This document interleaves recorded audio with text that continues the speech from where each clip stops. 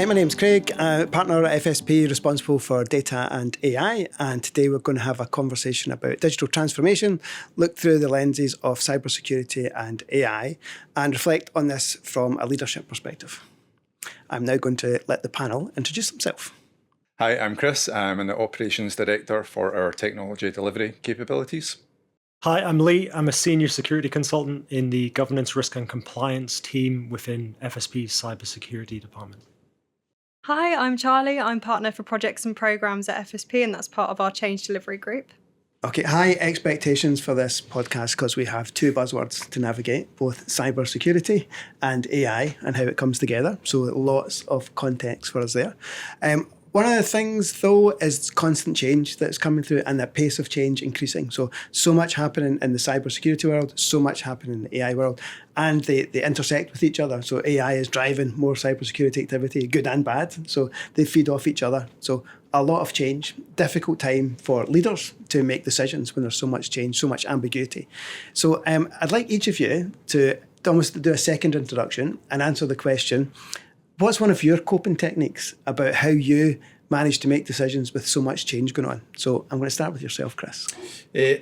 So I think for me, the key thing is not to be overwhelmed, which is really easy to say but hard to do. So you're right, there's so much information. If you read something one day and then go back the next day, it might be a bit different. So it can be really easy to become overwhelmed. So for me, the couple of things that I'd call out is that tune into it. So listen to podcasts, audiobooks, read what you can, but take out some salient points, keep it simple, and focus on priorities, which is the same regardless of whether it's AI, cybersecurity, or anything else. What are the things that you are worried about, are important, have a kind of strategic imperative, and just focus on those bits, so don't become overwhelmed trying to react to everything or think that you can keep on top of all of the information. It's physically impossible. It's good to get your secrets for why you're such a Zen leader, Chris. So thank you for that. So no pressure on you, Lee. You got to follow up with that. What's one of your coping techniques for this fast-changing world? Yeah, well, firstly, I just try my best to understand that, like Chris said, it's just not physically possible to know everything about everything. So it's having, the confidence and the trust in the team around you to know that there are other people who can help you understand the wide array of things that are changing. Equally, taking a step back and understanding and embracing complexity, taking a systems approach. So saying, it's fine that I don't understand exactly how everything works. What I'm interested in understanding is how all these different things interact, and where really identifying the leverage points. So where I can understand things and make changes that have exponential benefits down the line, I'll focus my attention there. Especially like in cybersecurity, there's so much deep expertise on really niche topics. As a generalist, you're never going to be able to understand that all completely. But taking it back to first principles and just saying, what does this mean to me? How does this knowledge help me improve the security of my own organization? That's how I stay grounded. Nice. So you rose to the bar, just to let you know. Thank you. Charlie, what you want to share a technique? Yeah, so I think, leveraging the people around me, like especially in my team and in the projects and programs team, we've got a really great team of really clever people who are also really interested in AI. And so it's kind of like taking the pressure off myself to feel like I need to know everything and be the one to research everything, and really just opening up conversations with people, because they'll be looking at different sources and hearing different things that, and kind of gives you little nuggets of gold information and everything that you can kind of go and take away and read it more into if you want to. So yeah, I think leveraging people is probably my key thing, but yeah, also not putting too much pressure on myself to know everything.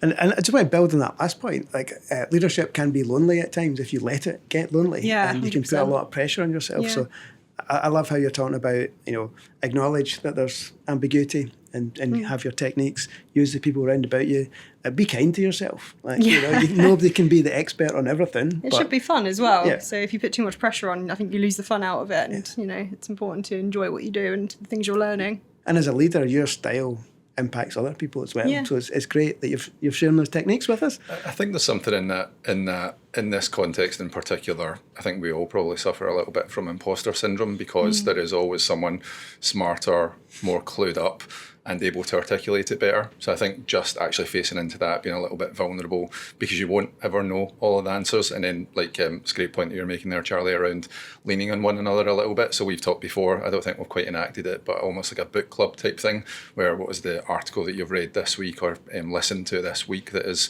had a key point in it? So how can you kind of leverage that as well, just to kind of share the load? So yeah. Excellent stuff. So the flow for today's conversation, generally, because there's so much going on, what are some of the big myths, legends, fears that people have got, right, that we need to sort out? So we'll start with some of those myths, and we'll bust those myths, right? And then we'll start to tell some stories about our experience, our views, and our customer stories, and then get to the kind of so what part. How do we turn that into actionable insights? So that's the kind of flow we'll go through. I can't promise to keep us tightly on those rails, but we will go as we go. So I'll maybe start with yourself, Charlie. So when you think about this space, what are some of the myths that are out there? What's one of the myths that you want to bust for us? Yeah, so I think one thing that I think is really interesting is the kind of perception that AI will automatically drive digital transformation. And so I think it's a case of sometimes when we see rapid change, which we are seeing with generative AI, I think people feel like, oh, I need to do something really quickly without maybe always thinking it through. And so sometimes doing something for the sake of doing something, we've seen previously with new emerging technologies, isn't always the right thing to do. And so the thinking that if I just do something with AI, it will kind of drive my organisation forwards and it will go in the right direction. Whereas actually we need to be kind of thinking more strategically and a bit kind of bigger picture thinking. Yeah, love it. Thank you. Lee? Yeah, and just to build on your point, I think you're absolutely right. You can't just rely on AI itself to drive innovation and transformation. If you just add AI onto suboptimal outcomes within your organization, you're just going to multiply those. And I guess the myth that I'd like to bust is thinking of how does security work in your organization. And not talking about operational security like your SOC, but more about your security leadership team. How do they see themselves? Going all the way down to the lowest level of the mental models that they're operating under. Like, do they see themselves as a gatekeeper or a policeman, someone that sets the rules in your organization? Or are they a trusted advisor that helps your organization achieve its outcomes securely? So that's the myth I really want to bust. The idea that security will always be a blocker or the Department of No when you're doing digital transformation. Actually, used properly, security can be an enabler to ensure that you do have successful digital transformation, especially with something like AI, where there's so much nervousness and concern around the introduction of novel new technologies. And I think it's a great one for bringing cyber professionals into the conversation. What's the route to yes, not what's the route to no, right? So how you work together to get us there. That's brilliant. Chris? Cool. Yeah, bit of a build. There's definitely a theme there emerging. I think the key thing that I would kind of highlight at the moment as a myth is that most conversations start with AI as the answer. So there is a trend around this. So it feels a bit like sometimes it's the only game in town. And people think I need to invest in AI that will have a return on investment, and that will mean that I meet all my productivity and strategic goals. That is a myth. And the two things I'd call out is that is one of the tools in the box. And actually, the point that you made, Charlie, you always have to start with strategy in mind. Mm-hmm. Where are you headed? How are you going to get there? Mm-hmm. And is AI a route to get achieving it? And then the other build on that is AI predominantly is a tool set. It is technology focused. People need to be in that chain. So the only way you're going to get value is by bringing people into it, investing in the use of it, the education, and that's where you'll actually start to move towards your strategic intent. I think what you're talking about there is almost like anchoring. If you start the conversation with, we must adopt AI no matter what, you'll then spend all your time backwards justifying reasons for doing it, when really you should be starting from the standpoint of, what do we need to improve to achieve better business outcomes? And then thinking of how AI can do that, and how we can employ AI securely. Yeah. And again, so responsible for data and AI. So you'd expect that to be going, please do an AI thing, right? But if it's the right thing to do for your organisation at the right time. Because one of the hardest questions to answer is AI the easiest way to solve this problem, right? And 9 times out of 10, it's not, right? Yeah. And that helps you with the anchoring. It's like, is this a vanity project that I must do an AI project? And much as we want people to go down that journey, there is a route of more proven techniques that will give you value quicker, less cost, less complexity. So it's almost managing that leadership ego around, I have to have done an AI project, and it's doing the right one, not doing a one, as you were saying. And I think there's a really key point in that, and it sounds a bit like a sales pitch for what we do in FSP, but it's about ensuring there is value, because sometimes you will have a conversation which is, I want to spend money on AI, and if it's right, we want to challenge that and work out, will it actually result in that return on investment? And sometimes it won't, and that's fine. If it's innovation, if it's an accepted loss leader or a lighthouse project that you want to test something, that's okay. That might be a valid reason that you're just going to do AI because you want to test it. But ultimately, we always want to challenge back to, what are you trying to achieve? Yeah. What are your goals? How can we get you there in the quickest, most efficient, cheapest way possible? And then we'll kind of build on that and iterate. And I think it's a really important conversation, which feels at odds with a consultancy model at times, but it's very much where we want to start it, because it's the long-term partnership. I think it's actually, I agree completely, but I think it's critical to that core value add that we have as consultants, because most organizations, most individuals within those organizations aren't questioning the assumptions and mental models that they're operating within. So they might have 1,000,001 reasons why they think they need to adopt AI. Part of the value that we can bring to them is to take a step back and guide them and say, okay, well, what you actually want to achieve is X, Y, and Z. And then this is the way that you can best manifest that by employing systems in this way. Because, yeah, again, pulling it back to what we were saying before, the only way you can ensure that you get the right outcomes is that you're operating from the right assumptions and baselines at the start. Yeah. I think one of the analogies that always springs to mind with this is that you'll see the stats of productivity increased by 70%. Mm-hmm. For me, it's a bit like the old kind of miles per gallon ratings that you would see for cars. It's like, in a perfect set of circumstances where you're in a controlled lab environment, you may be able to achieve that. Unfortunately, that isn't the reality out in the real world, and it's the same with the 70% productivity or whatever the stat is. Yeah. It's based on a set of assumptions, a business model, people understanding the intent, and people being bought into the journey. So there is that fear, if you don't challenge that preconception that AI is the answer, you get to the end of it and people have invested and they're not seeing the value. So it's really important to have that conversation up front, is what are the underpinning assumptions? Are they valid for your organisation?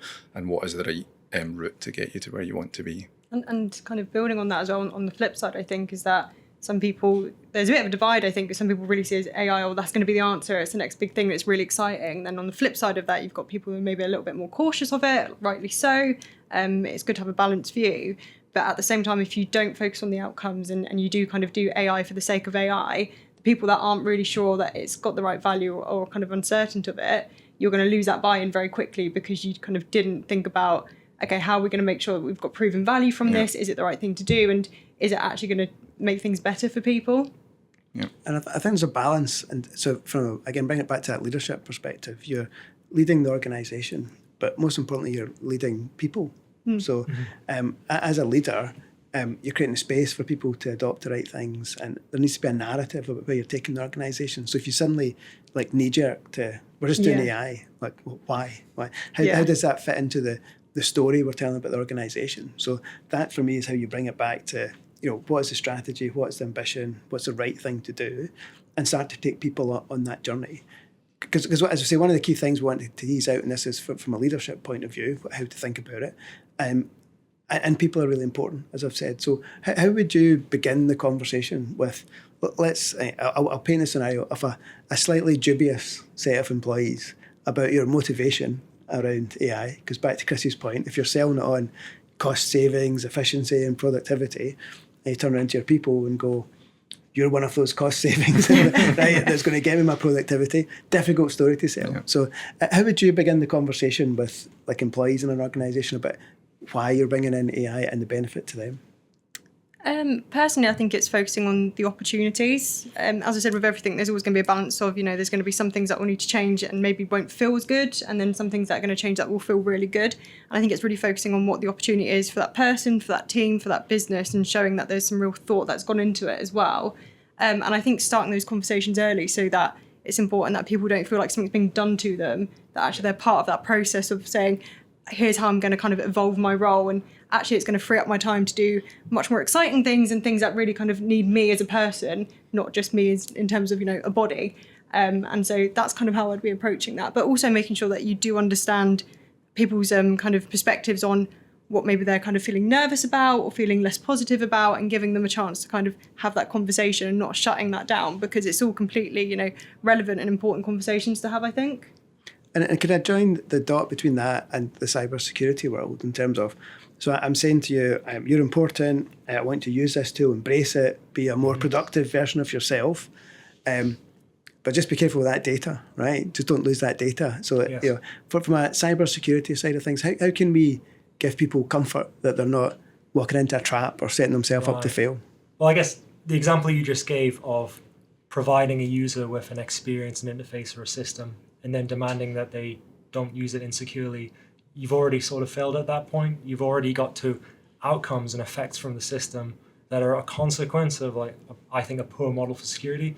What you need to do, if you find that your users either are unwilling to adopt new approaches or afraid to adopt new approaches, is to reevaluate your underlying models. Firstly, to ensure sort of psychological safety, so your users know that if something goes wrong, they're not going to be blamed, there's not going to be an incident. We'll do a blameless retrospective, understand where we went wrong, and improve iteratively over time. And equally, really, the role of security shouldn't be to go around with a stick pointing at people and blaming them for when things go wrong.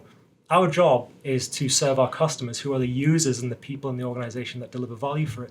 We should be delivering systems to them that they can use securely without having to devote too much of their sort of cognitive attention to it. Because really, people have their own jobs to do. Like, your average person who doesn't work in security doesn't want to think about security any more than is necessary. They just want things to work.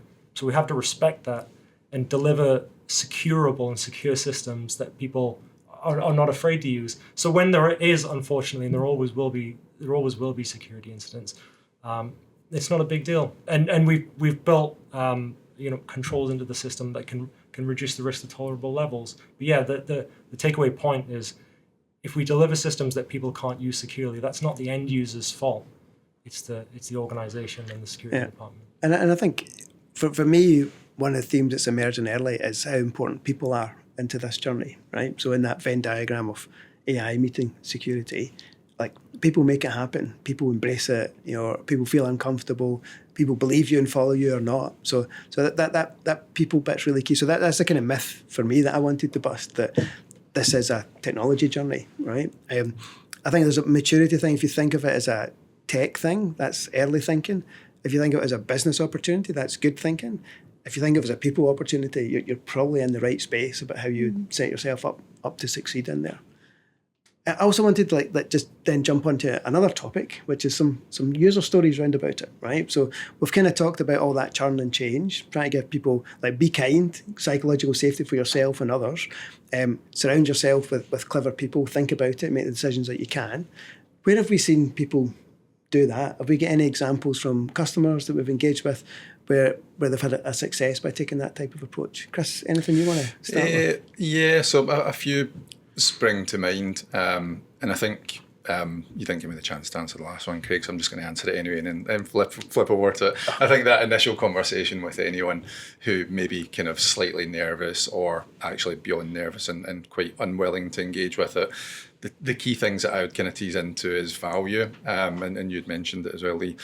And that's from two angles. So one, from a customer perspective, does AI unlock potential value for an end customer? Because that gives you a competitive advantage and returns more value to the customer.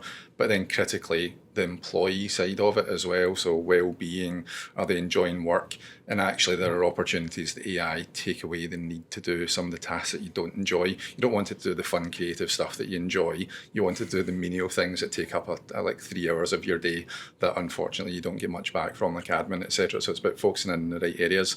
And if you use that point to the kind of latter question, I think it's the engagement piece. So kind of working with like a large public sector organisation where there was initial hesitancy, concerns, this is going to increase productivity, therefore take away jobs.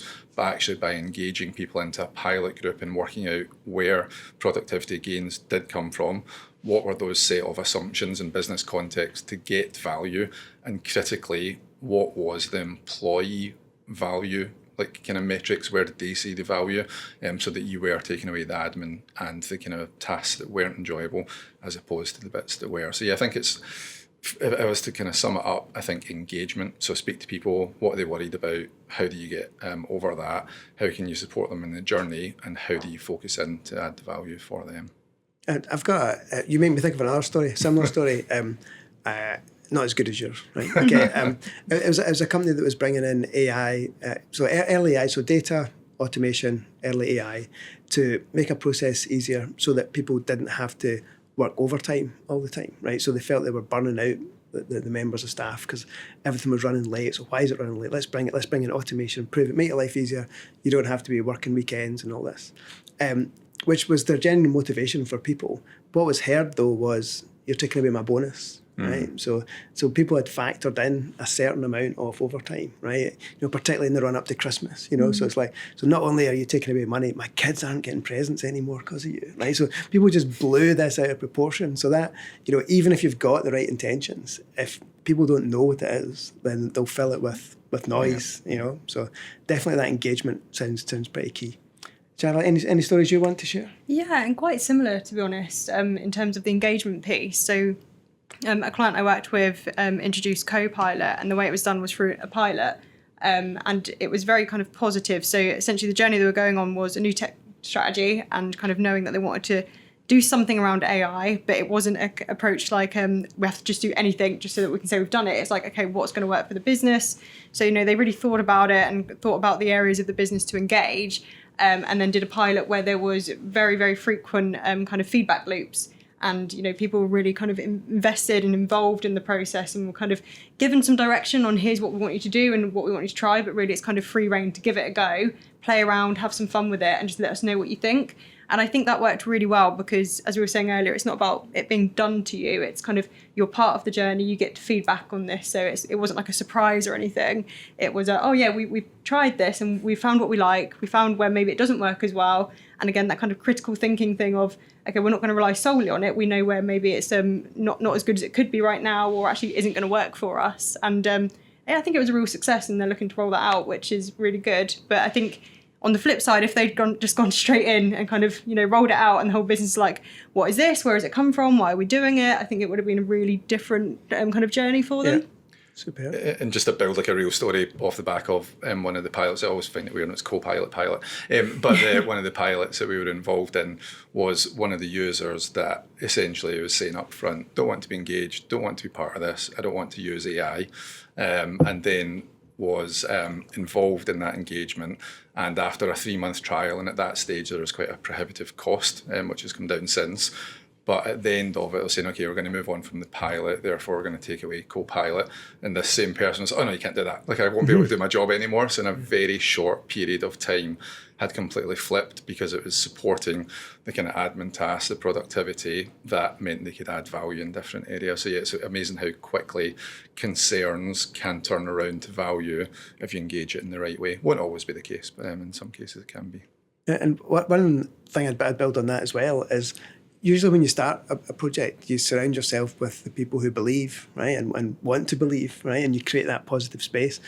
I find it's always good to have a doubting person in there as well, right, because if you turn a doubting person, right, they have a magnifying effect in the organisation. Well, you even convinced Craig it was a good idea, right, okay then, right, so my resident cynic, my person who's like not making sure, is making sure that AI doesn't take away my job, is now advocating for it. That's a really sort of powerful message. So not only is it kind and the right thing to do with people, they can become a magnifying effect for adoption where that message comes from.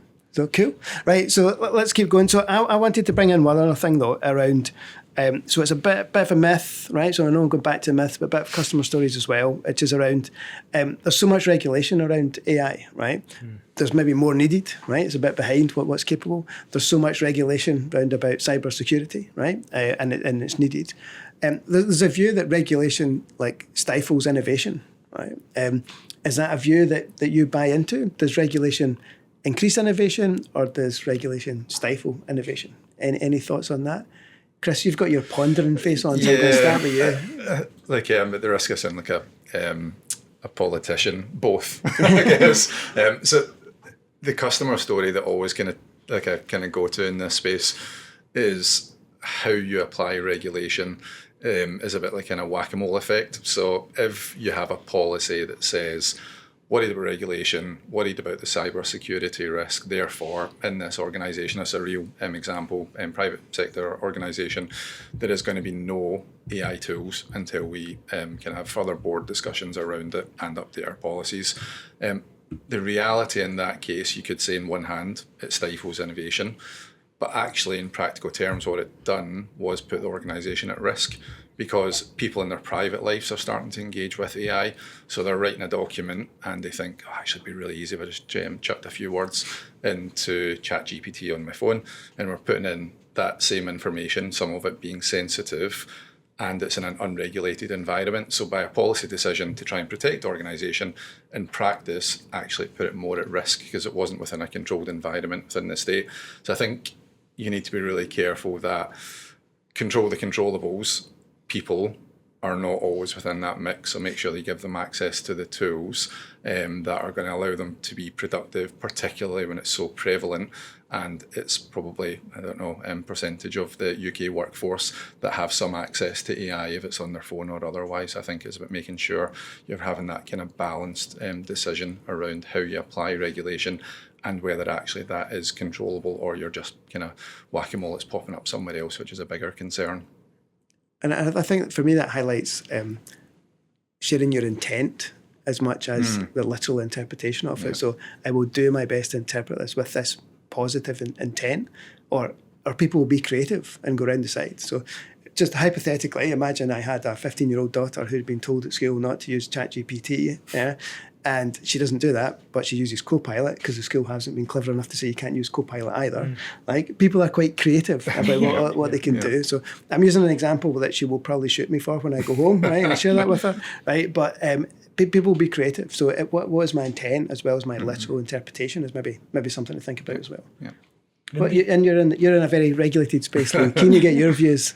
Yeah, I guess from a security perspective, you have significant amount of regulation, like you've already met, that businesses and organizations have to meet anyway, and it's beholden on the security team to be the ones who analyze them in the context of your organization and then feed them in as early as possible in the system life cycles in order that they're treated as system deliverables and requirements the same way everything else is. So you shouldn't ever be at a point where you deliver a new initiative or a new system and then suddenly a security regulation just jumps out from the side and adds extra expense and time, which often does happen. But you should have designed those in from the start as requirements.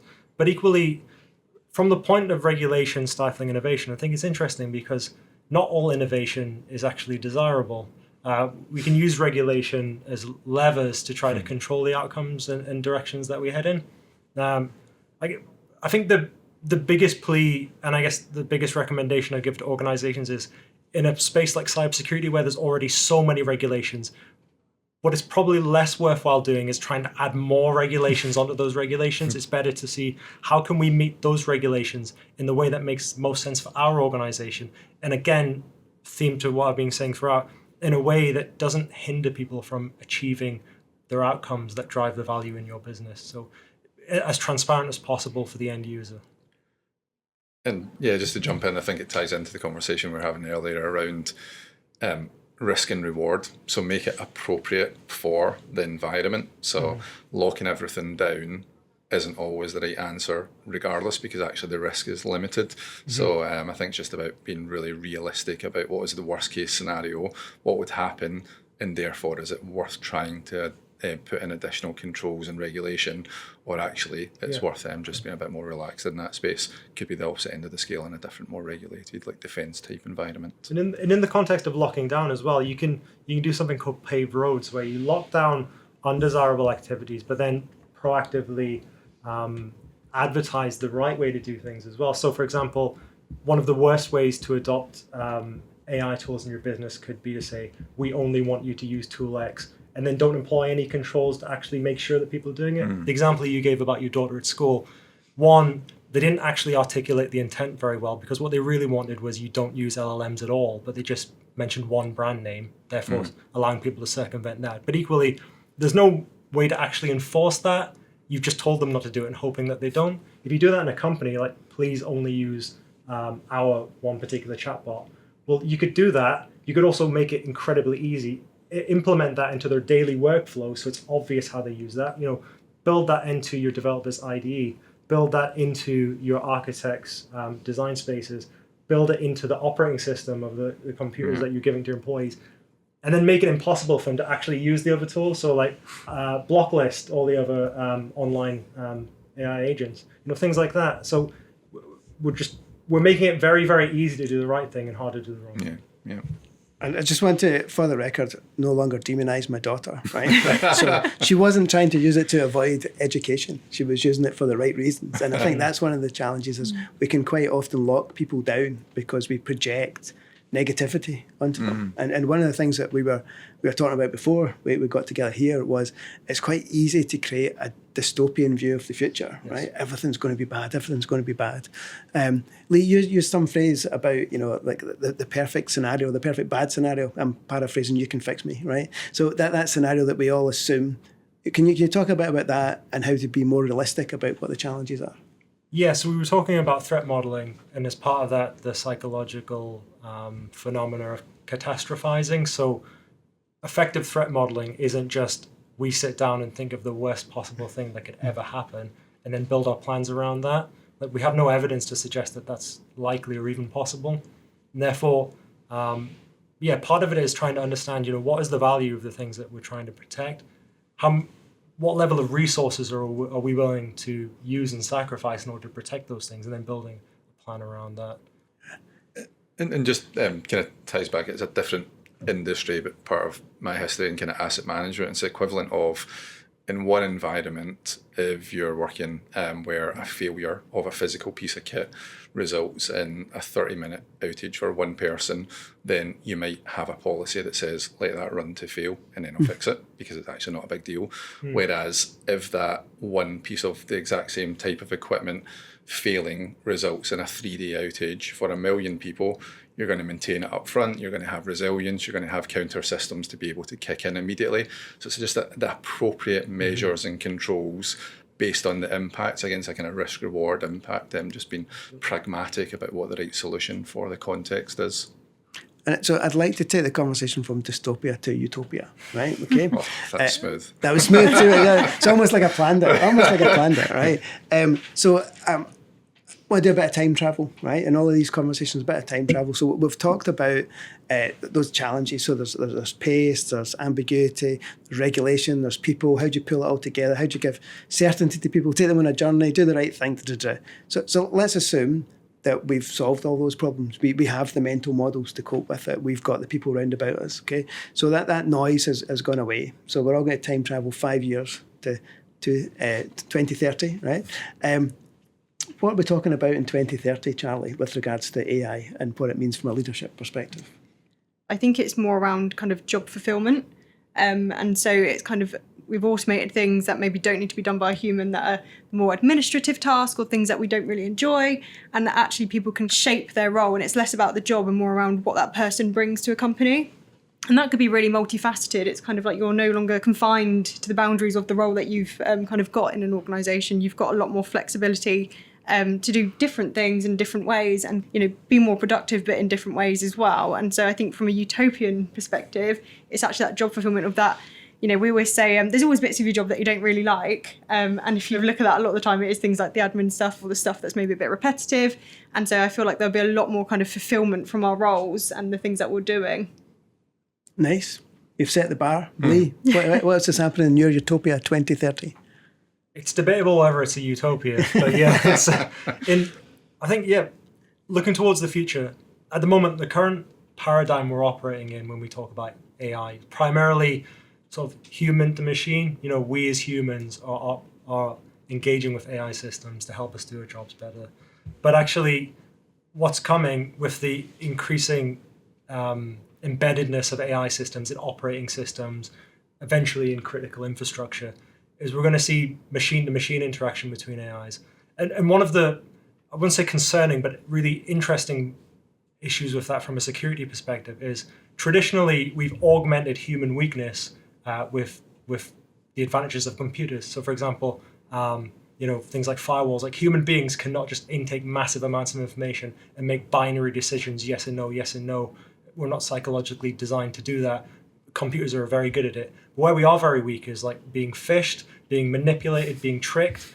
Well, we're building machines that now have human weaknesses. And therefore, it's very interesting to see how that machine-to-machine interaction will look like in the future. Will it just be different AI systems trying to trick each other into divulging trade secrets? Who knows? Will you be able to send a phishing email to your operating system to tell you to turn your firewall off? Yeah. Hopefully, we won't still be using email in 2030. But it's we almost don't know. In the same way, you could never have anticipated what the world would look like 10 years later when the first smartphone was invented. I don't think we've truly sort of gone below the waterline in the iceberg of like what AI will actually do to how our systems operate. Awesome. Chris, talk to me about 2030. That's an interesting question. So I guess, like, firstly, as I've went to work on my hoverboard, Back to the Future style. But I think part of this is influenced, it's like the fickle nature of this, depending on the last thing you listen to as to whether you're kind of on the top of the curve or whether you're at the bottom of the curve in terms of where we are on the innovation associated with AI. So I guess for me, I think 5 years, I don't actually think it'll be that different. I think we'll still be having similar conversations. It'll be a slightly different topic. There'll be new tools that are like faster, more powerful, but I think it'll be a similar conversation. But I think the key bit for me is the productivity piece. So if you think about it from almost like a GDP perspective, so the goods and services that you produce, I think will be higher based on the input time because of all the things that you mentioned, Charlie. So the admin tasks, the bits where you spend X number of hours per week where you're not actually productive, like booking meetings, finding rooms, arranging travel, capturing minutes and actions. We've already seen some of the kind of good outputs of that. All of that will take less time. Therefore, you're able to invest the same amount of time for more output. So the goods and services kind of higher productivity. So Utopia says that's where we'll be. I think in reality, we will be there. Just at the moment, probably based on the last thing that I listened to in this context, I don't think it'll be exponentially higher. I think it'll be kind of revolution as opposed to evolution.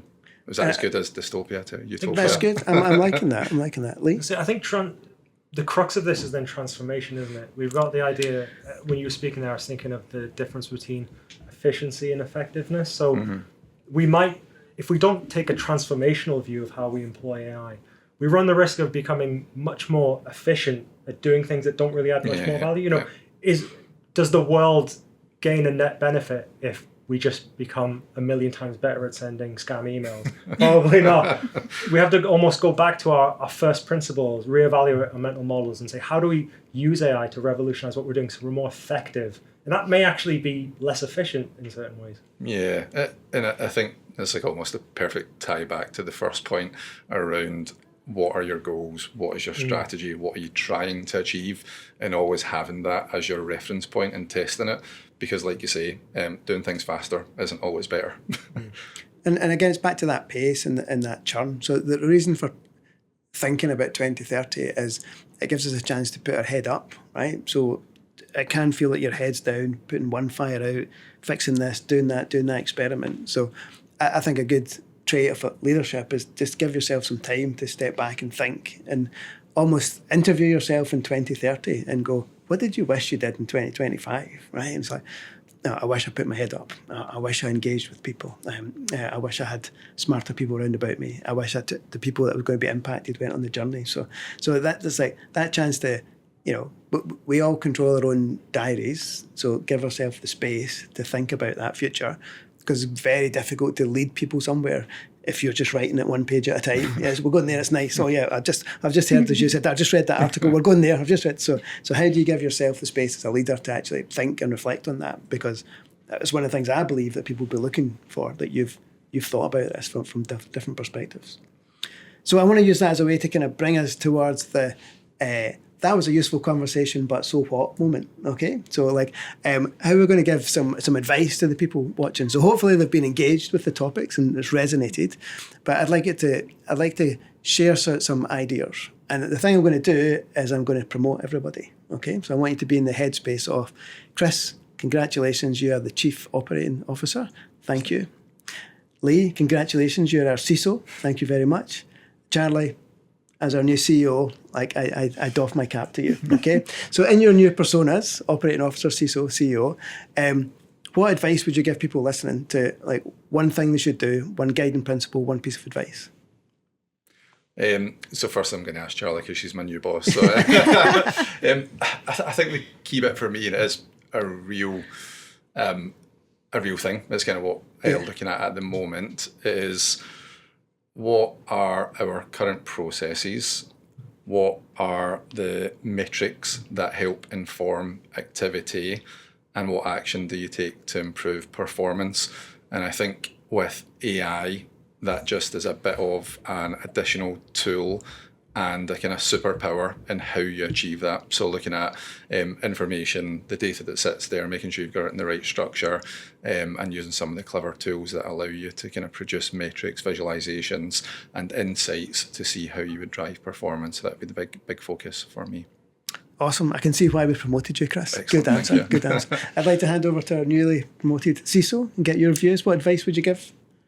Yes, my first bit of advice, and I guess my first act as CISO would be to sort of look into my organization and understand, like, what role does security think it has in this organization? How do we interface with everyone else? Where do we feel that we're delivering value? And if it's a case that we think that our job is to block people or to prevent them from doing things or to set arbitrary rules, then the first task will be to change that and make sure that we're embedded and we're a supportive partner, helping people deliver the outcomes that the business needs to achieve to deliver value, and making sure that everyone in my security department, like, knows where they fit into that picture.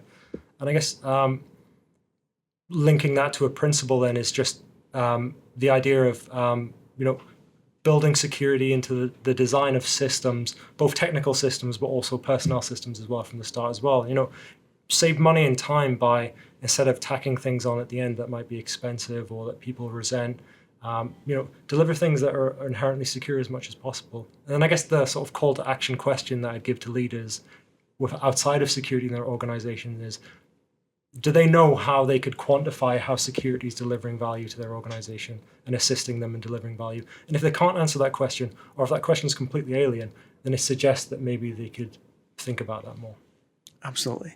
And Charlie, you've heard from your team, some of your team. Anything you want to compliment there from your CEO perspective? So I guess if we take an internal and external perspective, so internally first, be really focusing on, encouraging innovation while also making it feel like we're taking people on the journey and that it's not being done to them and that it's not too overwhelming, and really making sure that we listen to people in terms of, their concerns, balancing the opportunity with the risk, and making sure that actually it's an exciting journey for everyone, but it's also, we have that psychological safety that you were talking about. From an external perspective, I think, touching again on the 2030 scenario, I think we will start to see, a lot more companies that are going to be kind of AI native. They're built fundamentally on AI, and how do we make sure that we evolve in a sustainable but rapid way that we can maintain competitive advantage? And I think that's, a bit of an unknown. We don't fully know what that's going to look like, but I think it's really exciting, but also kind of reminds us that actually we can't just sit on some of this stuff. We do need to move forwards, but in a way that's, kind of with a strategy, with a direction, and in a way that is sustainable. Awesome. I'm overwhelmed. I can see why all of three of you got promoted on the same day. That's great answers. So if I'm looking at this, so we started off with, this is a fast-changing environment, a lot happening in AI, a lot happening in cyber. Big themes for me coming through are think about people, think about outcomes, don't make it a lonely position as a leader, take people on that journey and create that compelling vision from a CEO perspective. Where is it we're going to go? Show that we've got shared success, right? So we're not competing against each other, and be really pragmatic about what we're doing, which I think is like really great advice for this topic, and in general, how you lead through what is just going to be increasing ambiguity. So I find myself thinking I'm a lot smarter after that chat, and I've got a lot to think about. But it's such a big space, right? So I want to make sure that everyone's got a chance to say what they were thinking. So any parting thoughts or anything you think that's maybe we didn't get a chance to discuss in the time we've been together? So start with you, Chris. Yeah, so I think it's almost like a summation of where a lot of the conversation was, and also the bit that always resonates with me on this, and just that kind of balance of risk and opportunity. So I think the opportunity's there. essentially there's a competitive advantage to AI. So you need to lean in, you need to explore it, you need to work out how you can leverage that. Your customers will expect it. Most organizations are utilizing AI, and where there's a customer interface, actually it's just a reality that you would be expecting it. So you need to do something, but if you go too far the other way, then you're potentially exposing yourself that the tools might be lacking security. It could be actually kind of breaks your organization because you're not quite ready for it and you don't bring people along on the journey. So I think there's just that always got this image in my head at the bit of the kind of the cliff edge that you're walking along. If you go one side, you're missing that opportunity, you're losing out, and actually your competitors will be ahead of you. If you go too far the other way and try and go too fast, then you expose yourself to the risks. So just the balance of the risk and the opportunity is always front of mind. Awesome, thanks. Lee, any parting thoughts or observations from yourself? Yeah, which is that AI obviously does expand the threat landscape that we see in cybersecurity. We've got not just an enhancement of known threat activity that we've seen in the past, password attacks, phishing attacks, programmatic attacks, things like that, enabling adversaries to do things better and faster than they used to do, because they also get the benefit of AI transformation as much as we do. But also then AI-specific attacks as well, so attacks against the AI models and systems that we develop. But it's just a plea to security leaders to not be overwhelmed and really just to take it back to that fundamental view of why are we employing this, what are we employing this in service of, and then taking a pragmatic, evidence-based approach to securing those tools. Thank you. Charlie, any parting thoughts? Yeah, just thinking a little bit more again around what jobs will look like and what roles will look like, and as we were talking about, digital natives and people who have been born into a world where AI is the norm and the digital world is the norm, and they don't know anything different, and kind of what these new jobs will look like, these new roles will look like as the technology evolves. So will our jobs. And I just think it'll be really interesting to see how we kind of create new opportunities for people in this kind of new world that we're kind of heading into. And also how that might shape early careers as well, because when we were talking around, okay, so some of these kind of lower level activities might disappear. Is that a threat to people who are starting out in industry and into careers as well? That, they're almost having to start somewhere from the middle to the top and not having that chance to ease in. I think it'll be really interesting to see how that evolves and how we kind of take people on a different journey to starting their careers. Yeah. So thank you. There's so much more we could cover. I'm going to bring it to an end here. I think, if I close it back with one sort of parting question is, in this period of uncertainty, you've heard from the panel around how you can deal with ambiguity, surround yourself with good people and make decisions. But I want to bring it right back to one of the things that Charlie mentioned. This is allowed to be fun, right? So don't get lost in the challenges of it. Have some head up time. So look up. So that 2030 scenario we talked about, think about what decisions you'd want to make now and have fun on this. It doesn't have to be a lonely journey. So the question is, what are you doing to lead your people in an inspiring and fun way to embrace the opportunities that come from AI? Thank you.